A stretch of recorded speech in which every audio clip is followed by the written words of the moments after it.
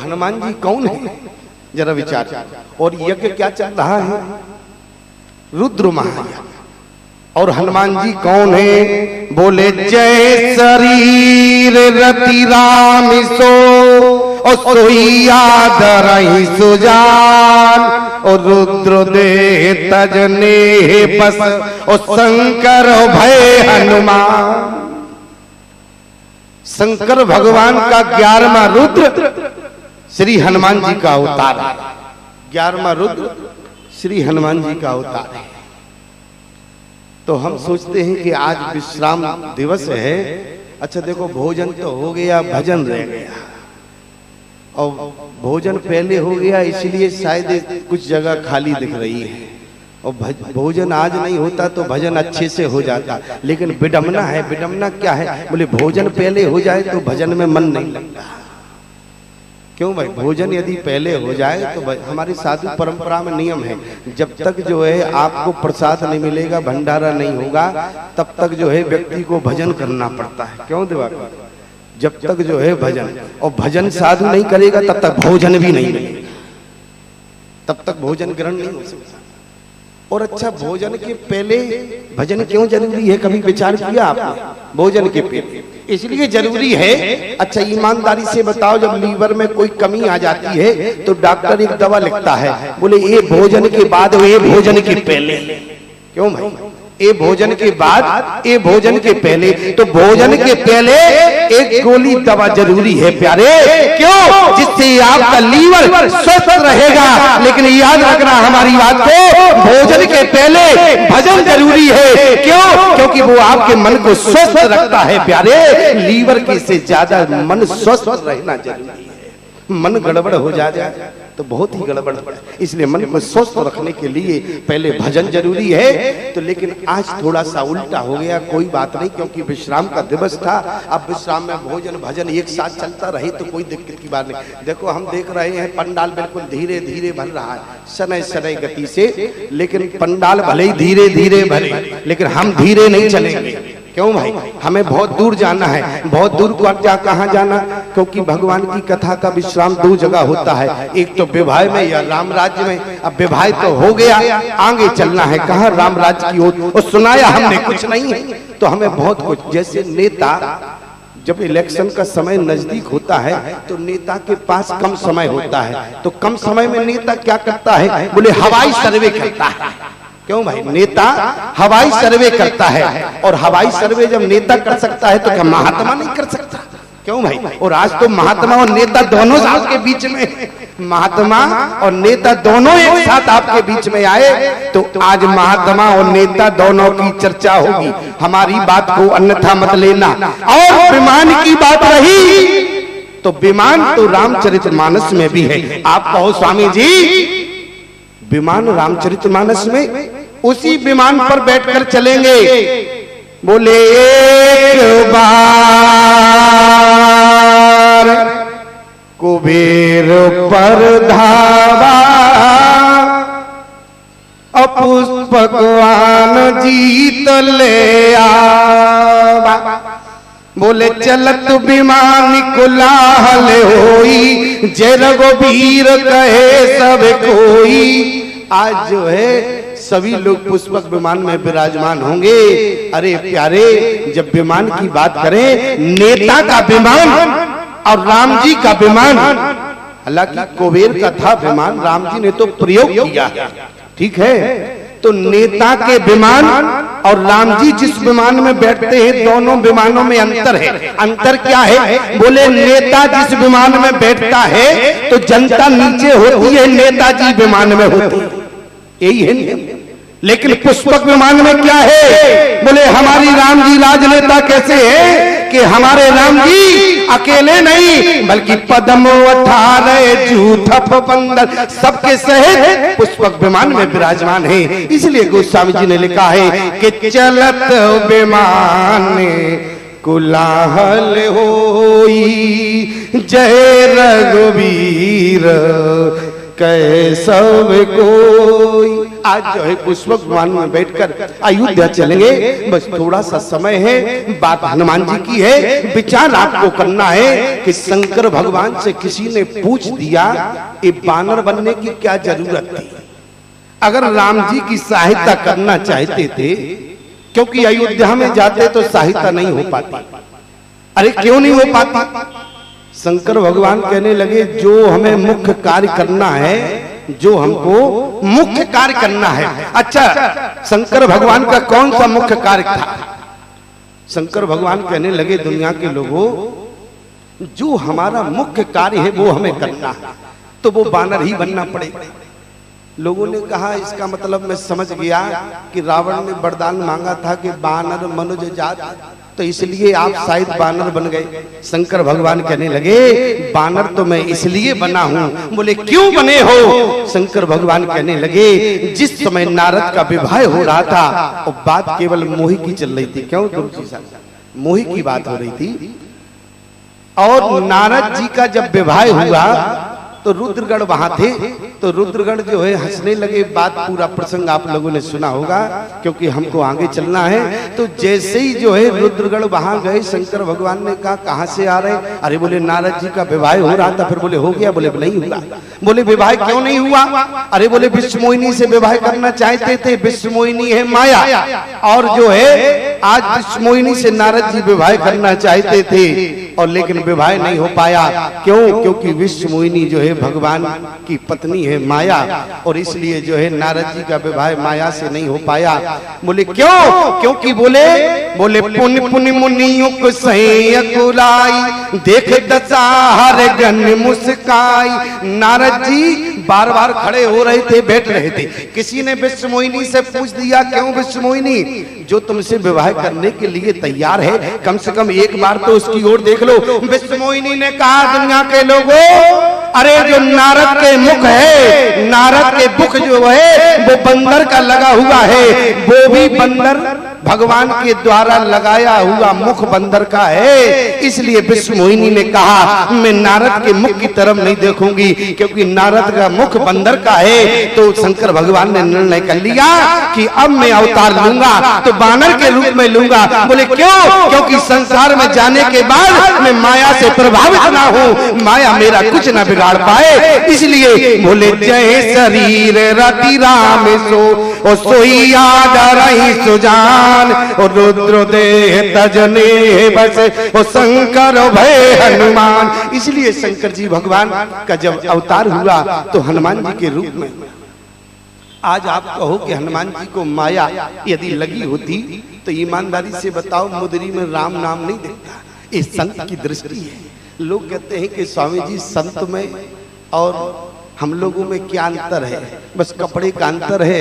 यदि हम संत के वस्त्र धारण कर लें तो हम भी जो है बाबा जी हो जाएंगे, और यदि महात्मा जी हमारे वस्त्र धारण कर लें तो वो बाबूजी हो जाएंगे।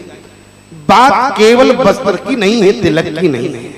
बात केवल इतनी है कि संत और लोगों की दृष्टि में अंतर हुआ करता है। संत और लोगों की दृष्टि। जिस समय श्री हनुमान जी ने देखा तो हनुमान जी को मुद्री में सोने का दर्शन नहीं, बल्कि मुद्री में राम नाम का दर्शन हुआ। लोगों ने कहा कि हनुमान जी को कितनी माया लगी। हनुमान जी को माया नहीं थी, माया हनुमान जी को प्रभावित भी नहीं कर सकती थी। संत के जीवन में माया नहीं होती, क्योंकि संत लोगों को दिखता है कि संत के पास कितना माल है। क्यों भाई? संतों के पास कितना माल है, जरा विचार करना।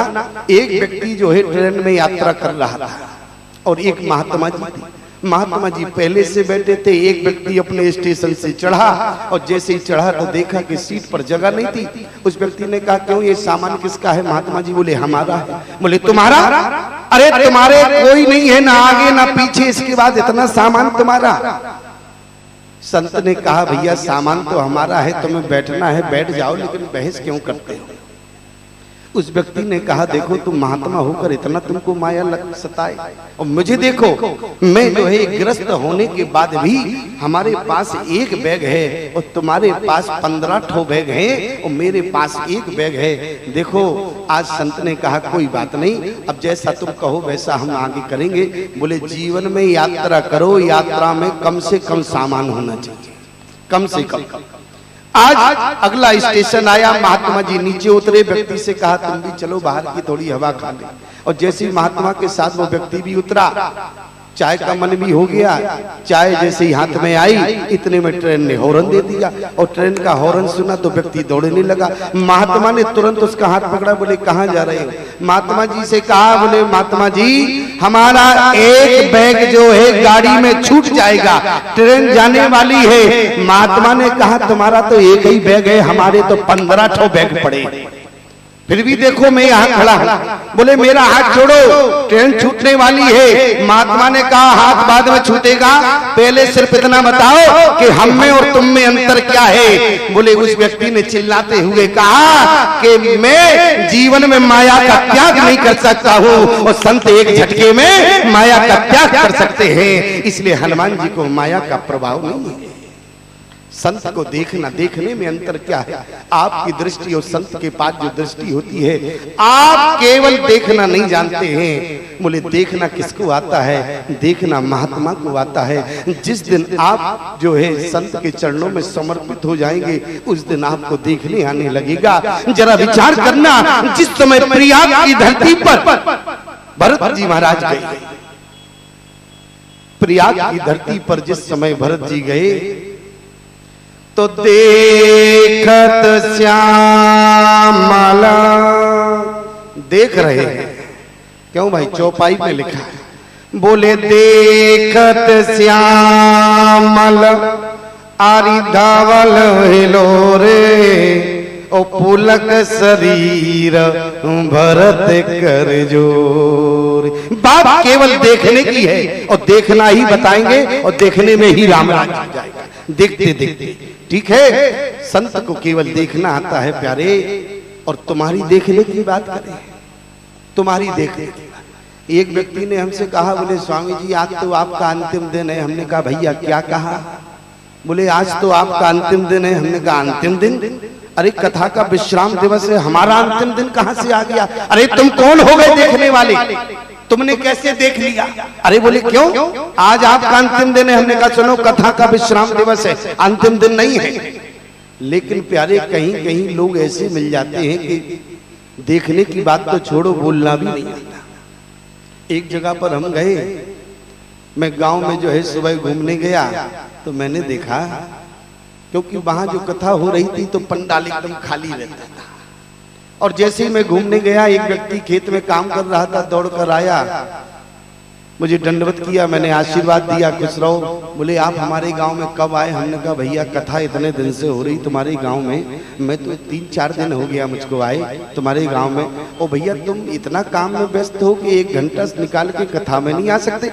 अरे बोले स्वामी जी हमें तो पता ही नहीं, हमें तो पता ही नहीं कि हमारे गांव में कथा है। हमने कहा इतना प्रचार हो रहा है, फिर भी तुम्हें पता नहीं कि तुम्हारे गांव में कथा हो रही? उस व्यक्ति ने कहा, बोले स्वामी जी हमें तो विष्णु को पता नहीं था, अब हम ठीक आ जाएंगे, बस आप हमें इतना बताओ आपका क्रियाक्रम कितने बजे से शुरू होता है?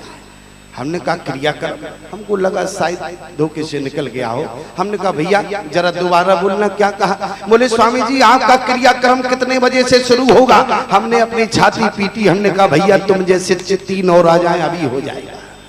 ईमानदारी से बताओ कितनों की जरूरत होती है क्रियाक्रम? केवल 3 लोग। देखने की बात करें प्यारे, एक में घर में गया और गजब हो गया।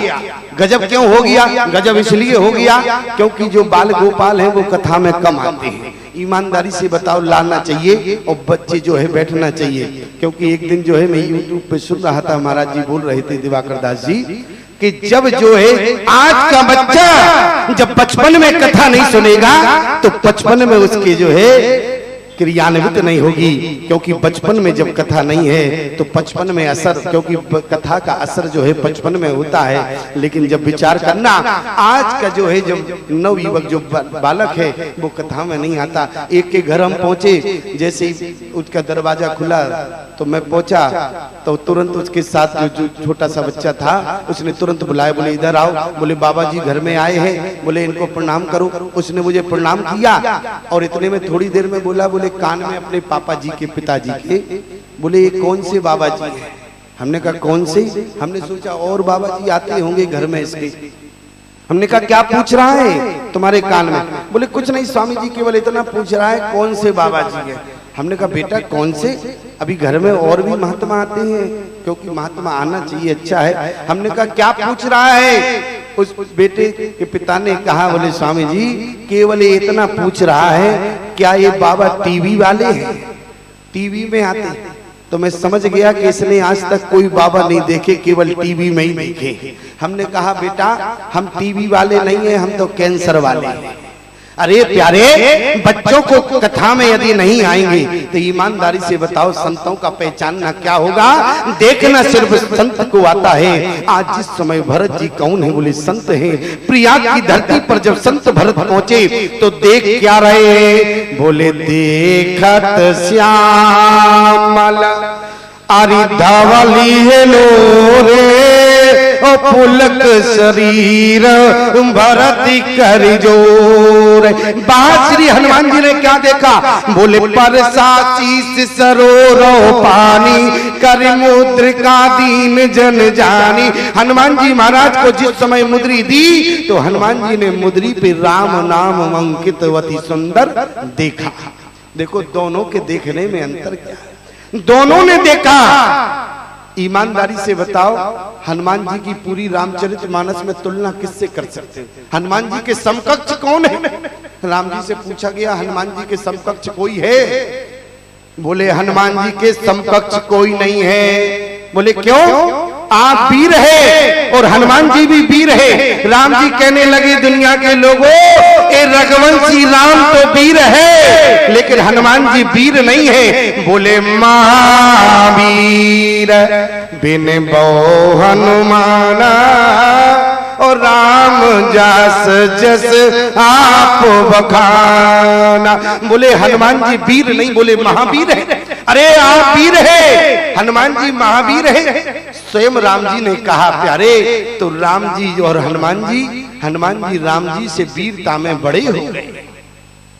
कहा लक्ष्मण से बताओ तो राम जी कहने लगे सोन का पीजिए मानस जनऊना और ते मम प्रिय लक्ष्मण के दूना। आज जो है लक्ष्मण से दुगने कौन? बोले हनुमान जी प्रिय है राम जी को।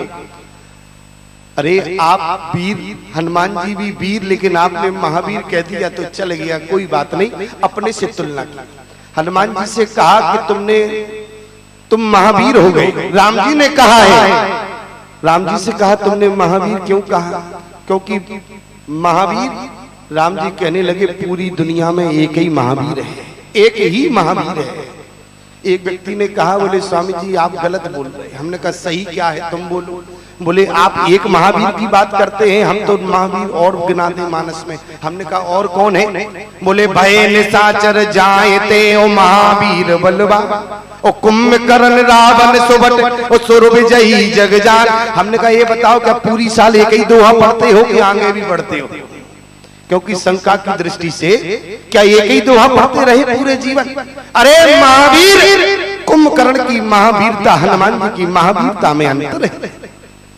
रावण की महावीरता और हनुमान जी की महावीरता में अंतर है। बोले क्या अंतर है? क्योंकि जो कुंभकर्ण और रावण महावीर हैं और हनुमान जी महावीर हैं, दोनों में अंतर है। उस व्यक्ति ने कहा क्या अंतर है? हमने कहा जितना जमीन में और आसमान में अंतर है। बोले नहीं अभी समझ में नहीं आया, स्पष्ट करो। हमने कहा जितना गुंडे और बलवान में अंतर है। बोले क्या मतलब, क्या कहना चाहते हो? हमने कहा जितना गुंडे और बलवान में अंतर है। बोले क्या कहना चाहते हो? हमने कहा नोट करना हमारी बात को।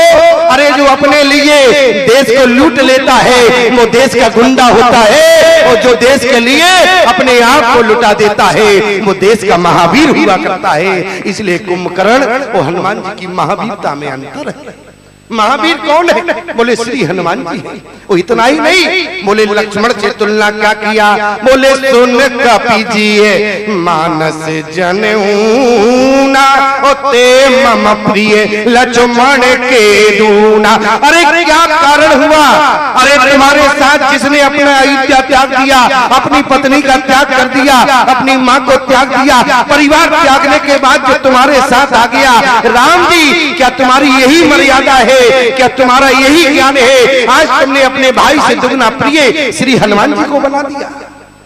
क्या कारण है?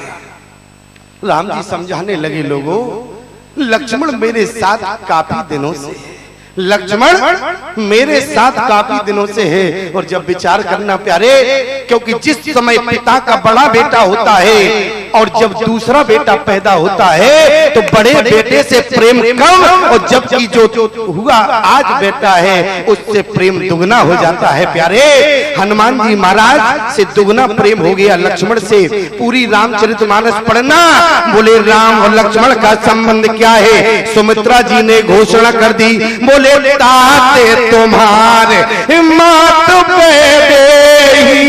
और पिता राम सब भांति सने। राम जी के बेटा कौन है? बोले लक्ष्मण है, हनुमान जी है। और बोले भरत जी से तुलना करने की बारी आई तो राम जी क्या कहने लगे? तुम मम प्रिय भरत सम भाई। आज लक्ष्मण से दुगने प्रिय हो गए हनुमान जी। और जब भरत की बात आई तो राम जी आगे नहीं बढ़ पाए। क्यों? क्योंकि तुम मम प्रिय भरत सम भाई। लक्ष्मण बेटा है और भरत कौन है? बोले बीते अवध जाऊं जो तो जियत न पावो वीर, और सुमिरत अनुज प्रीत पेरो और पुण्य पुण्य पुलक शरीर। आज जो है भरत बेटा है। जब दोनों की तुलना करने की बात आई तो राम जी कहने लगे, हनुमान मुझे भरत के समान प्रिय है, भरत और हनुमान में अंतर नहीं है। बोले जो दर्जा हनुमान को दिया गया वो दर्जा भरत का है। पूरी मानस जरा ध्यान से देखना। आज जो है राम जी ने कहा जो भरत है वो हनुमान है, अंतर बिल्कुल नहीं है। बोले क्यों नहीं है? क्योंकि भरत और जो हनुमान जी ने देखा है वो पूरी रामचरितमानस में किसी ने नहीं देखा। जो भरत ने और हनुमान जी ने देखा, क्या देखा? जिस समय त्रिकूट पर्वत पे जिस समय राम जी लेटे हुए थे लंका में त्रिकूट पर्वत, और उसी समय राम जी की दृष्टि जो है चंद्रमा पर चली गई। और चंद्रमा पर दृष्टि गई तो राम जी के पास सभी सेवक बैठे हुए थे, सभी वानर थे। उसी समय राम जी ने कहा, कहे प्रभु ससीमहो अरे में चकताई और कहो काय निज निज मति भाई। बोले चंद्रमा में जो काला काला दाग है वो क्या है? चंद्रमा में जो काला काला दाग है वो क्या है? आज जो है प्यारे राम जी ने पूछा, जो पूछ रहे थे तो सबसे पहले खड़े हो गए सुग्रीव जी। सुग्रीव जी ने कहा, बोले प्रभु हम बताएं, क्योंकि देखो सुग्रीव जी सबसे ज्यादा एडवांस है। सुग्रीव जी सबसे ज्यादा एडवांस। और सुग्रीव ने कहा, बोले प्रभु मैं पहले बताऊंगा। राम जी ने कहा कोई बात नहीं सुग्रीव तुम पहले बताओ। सुग्रीव जी कहने लगे, कहे सुग्रीव सुनो रघुराई और ससीमहो प्रगट भूम की छाई। ससीमहो प्रगट भूम की छाई। बोले चंद्रमा में राम जी से कहा, बोले प्रभु कुछ नहीं है। बोले क्या है? बोले जो काला काला दाग है वो केवल भूमि की परछाई है और कुछ नहीं दिख रहा है। राम जी समझ गए, बोले सुग्रीव के अंदर केवल जमीन नहीं है और कुछ नहीं है। क्यों भाई? जो छाती में भरा होगा, यही तो मानस का सिद्धांत है। लोग कहते हैं कि स्वामी जी हम कहाँ हैं? अरे तुम कहाँ हो? मानस को देख लेना, समझ में आ जाएगा कि तुम किस पर्वत पे खड़े हो। आज राम जी ने कहा बताओ, तो सुग्रीव कहने लगे, कहे सुग्रीव सुनो रघुराई और ससीमहो प्रगट भूम की छाई। मैं आपको केवल इतना बताना चाहता हूँ कि हनुमान जी और भरत जी समकक्ष है। क्यों? क्योंकि जो भरत के हृदय में था वो भरत ने देखा, और जो हनुमान के हृदय में था वो हनुमान ने देखा। इसलिए तो मामा प्रिय भरत सम भाई। आज जो है जिस समय त्रिकूट पर्वत पे सुग्रीव ने कहा, राम जी समझ गए, बोले सुग्रीव तुम्हारे अंदर जमीन जायदाद चल रही है। क्यों? क्योंकि जो भरा होता है वो बाहर दिखता है। अंगद जी से कहा, अंगद तुम बताओ, सुग्रीव का तो मत हो गया कि जमीन की परछाई है। क्यों? क्योंकि बाली का वध जो है वो जमीन ही के पीछे होगा कि नहीं? क्यों भाई? बाली का वध जो है वो राज्य के पीछे हुआ। और जैसी जो है आज सुग्रीव के हृदय में जमीन ही दिख रही थी, जमीन का ही मसला था, इसलिए चंद्रमा में जमीन दिखी। अंगद तुम बताओ। अंगद ने कहा, बोले प्रभु हमारे चाचा जी जो है वो एकदम सफेद झूठ बोल रहे हैं। अच्छा तो तुम बताओ क्या है? अंगद कहने लगे, को कहे जब विधि। देखो सबके मत हैं अपने अपने। बोले को कहे जब विधि, अरे रति मुख कीना, तो सारे भाग शशि कर हर लीना। बोले ब्रह्मा ने जिस समय कामदेव का निर्माण किया तो सारी सुंदरता का खजाना खाली हो गया और सारी सुंदरता जो है कामदेव को दे दी। अब पत्नी रति का निर्माण करने लगे तो जो है सुंदरता खत्म, तो ब्रह्मा ने चंद्रमा की सुंदरता छीन के रति का मुख लगा दिया है। और इसलिए को कहे जब विधि, विधि माने ब्रह्मा, बोले को कहे जब विधि रति मुख कीना, सारे भाग शशि कर हर लीना। राम जी ने कहा बैठ जाओ बैठ जाओ, शांत हो शांत हो। बोले क्यों? राम जी ने बैठा दिया। और कहीं राम जी कह देते ब्रह्मा को क्या पड़ी थी, ब्रह्मा को क्या पड़ी थी कि चंद्रमा की सुंदरता छीनने का अधिकार क्या ब्रह्मा को था? क्या ब्रह्मा जी को चंद्रमा की सुंदरता छीनना चाहिए थी? राम जी समझ गए। राम जी ने कहा बैठ जाओ। अंगद बैठ गए। और कहीं मान लो राम जी टोक देते, बैठलते ना, तो अंगद कह देता, प्रभु आप कहते हैं कि ब्रह्मा को चंद्रमा की सुंदरता नहीं छीनना चाहिए था। अरे जिस प्रकार से बाप के मरने के बाद राज का अधिकारी बेटा होता है, लेकिन आपने किष्किंधा का राज्य छीनकर चाचा सुग्रीव को दे दिया है, आप कहते हैं करना नहीं चाहिए था। तो आज भगवान समझ गए कि अंगद टोक देगा, इसलिए राम जी ने कहा बैठ जाओ। ईमानदारी से बताओ अंगद ने क्या बात कही? को कहे जब विधि, अरे रति मुख कीना, तो सारे भाग शशि कर हर लीना। अंगद के हृदय में छीनी वाली बात थी, इसलिए अंगद को चंद्रमा में केवल जो है छीनी हुई बात दिखाई दी। और उसी समय विभीषण बैठे थे। राम जी ने कहा विभीषण तुम बताओ क्या है चंद्रमा में जो काला काला दाग? विभीषण कहने लगे, प्रभु जो चाचा ने कहा और जो भतीजा ने कहा, बोले बिल्कुल झूठ है। बोले तो अब सत्य तुम बताओ। जो छाती में भरा होता है उसका सामने व्यक्ति जो है दिखाई देता है। एक व्यक्ति हमारे पास आया, बोले स्वामी जी बड़ी समस्या है। हमने कहा समस्या क्या है? क्योंकि लोग आते हैं कभी कभी बहुत समस्या भी घर में हो जाती है। एक घर में हम रुके हुए थे, दोनों पति पत्नी में झगड़ा हो रहा था। जैसे हम उनके घर पहुंचे तो हमने कहा ये बताओ झगड़ क्यों रहे हो? अरे बोले स्वामी जी अब झगड़ा तो हम दोनों में बहुत हो रहा है, अब आप संत हैं इसलिए आप जो है समस्या का समाधान कर दें। हमने कहा झगड़ा क्या है, पहले झगड़ा बताओ तब तो समाधान हो। बोले झगड़ा सिर्फ इतना है कि हमारी पत्नी कहती है कि हमारा बालक जो है डॉक्टर बनेगा। हमने कहा अच्छी बात तो है, यदि पत्नी की ऐसी सोच है तो झगड़ने की क्या बात है? अरे डॉक्टर बन जाने दो। बोले नहीं मेरा बेटा जो है मास्टर बनेगा। बोले क्यों? हमने कहा ये बताओ इसमें झगड़ने की बात नहीं है, बेटा मास्टर बने या डॉक्टर बने दोनों समाज के काम है। मास्टर बनेगा तो ज्ञान बांटेगा और डॉक्टर बनेगा तो रोग का निवारण करेगा। बोले नहीं स्वामी जी मेरा बेटा जो है मास्टर ही बनेगा। पत्नी बोली नहीं नहीं मेरा बेटा जो है डॉक्टर बनेगा। दोनों में झगड़ा इतना होने लगा। हमने कहा एक काम करो बेटे को बुलाओ, बेटे से पूछ लिया जाए तो निर्णय 2 मिनट में हो जाएगा बेटा क्या बनना चाहता है। दोनों पति पत्नी बोले बेटा अभी पैदा ही नहीं हुआ। हमने कहा जब बेटा पैदा नहीं हुआ तो समस्या किस बात की है? क्यों भाई?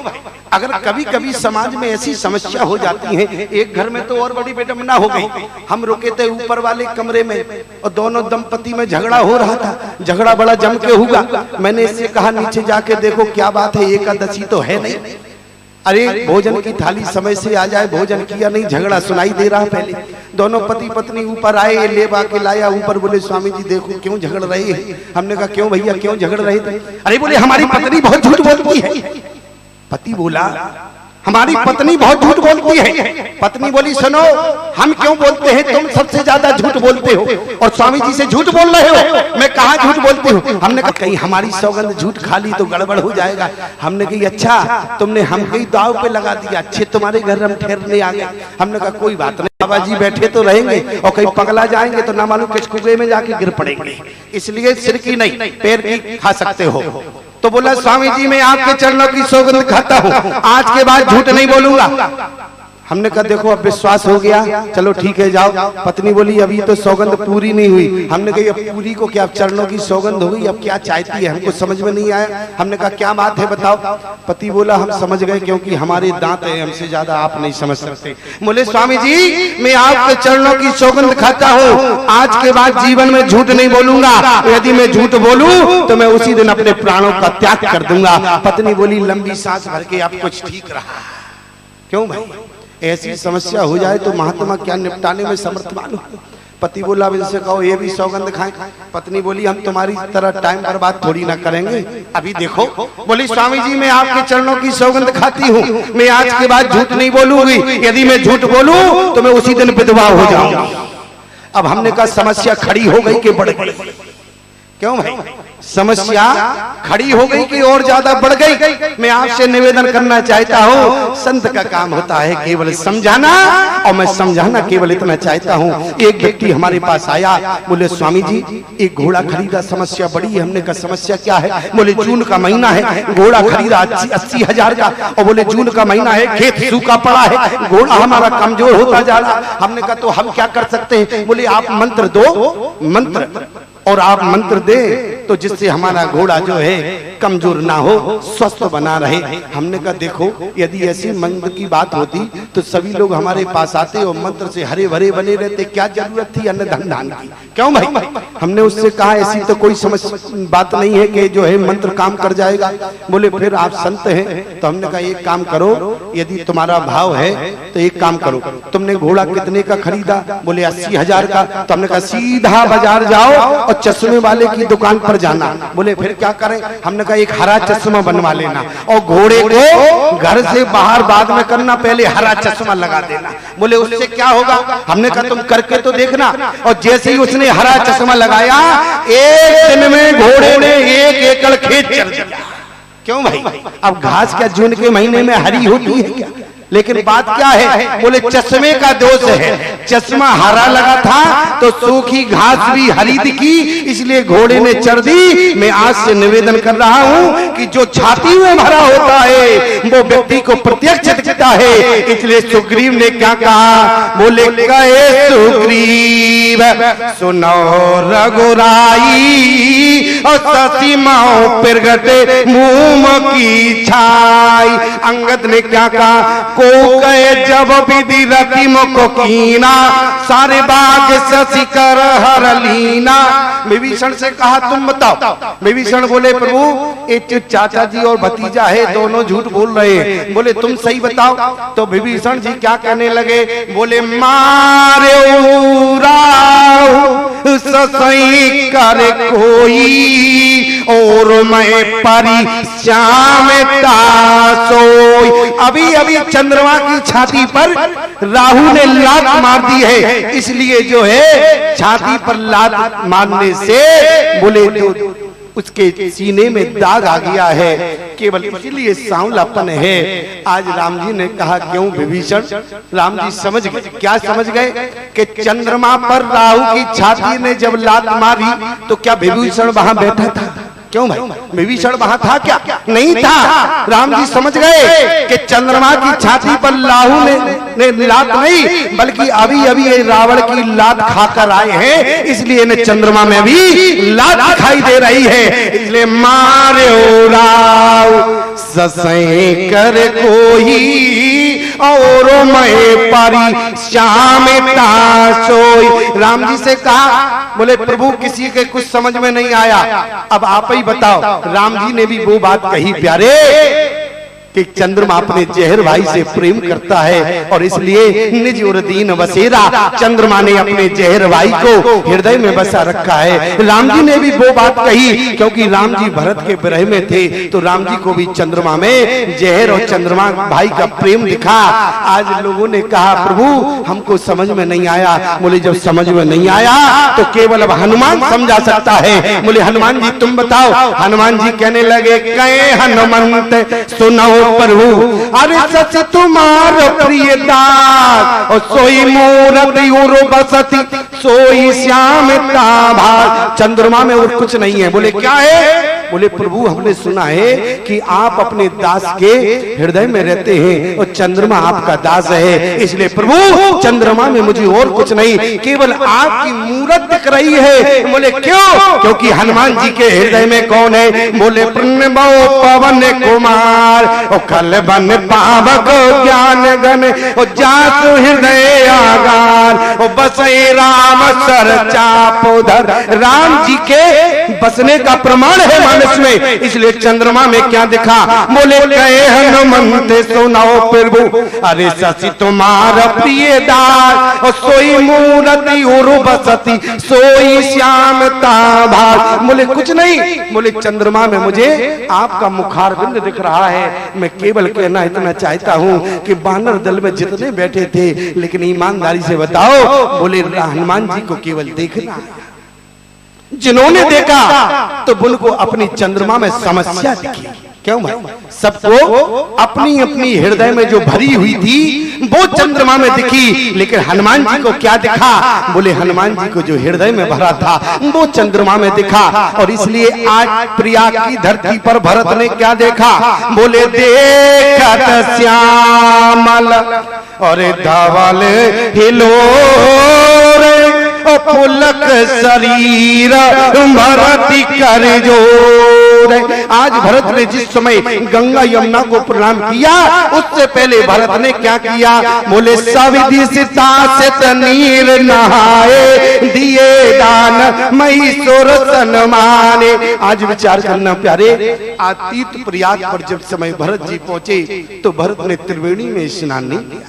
त्रिवेणी ने कहा बोले भरत तुमने स्नान नहीं किया।